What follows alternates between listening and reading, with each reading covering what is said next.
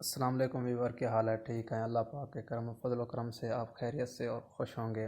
تو آج جس عنوان پر ہم بات کرنے جا رہے ہیں وہ ہے پابند نظم، کہ پابند نظم سے کیا مراد ہے یا پابند نظم کیا ہوتی ہے۔ تو اپنے ٹاپک کی جانب بڑھتے ہیں۔ پابند نظم ایک ایسی نظم ہوتی ہے جس میں ردیف، قافیہ اور بحر کی پابندی کی جاتی ہے۔ یہ بات ذہن میں رکھنی ہے کہ پابند نظم میں ردیف، قافیہ اور بحر کی پابندی کی جاتی ہے۔ پابند نظم کے تمام مصرے ایک ہی بحر میں ہوتے ہیں، اس میں موضوع کی کوئی پابندی نہیں ہوتی۔ پابند نظم میں موضوع کی کوئی پابندی نہیں ہوتی، اس میں ایک ہی موضوع کو زیر بحث لایا جاتا ہے اور ایک ہی موضوع پر بحث کی جاتی ہے۔ فیض احمد فیض، علامہ محمد اقبال، نذیر اکبر آبادی، الطاف سنہالی اردو کے عظیم پابند نظم نگار شعراء گزرے ہیں۔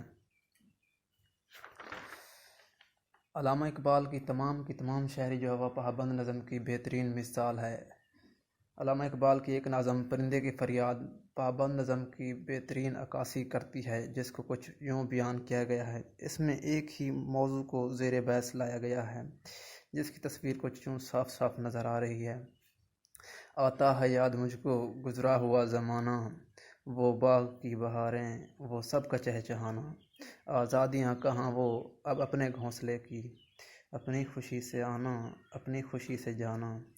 آزاد مجھ کو کر دے اے قید کرنے والے، میں بے زباں ہوں قیدی، تم چھوڑ کر دعا لے۔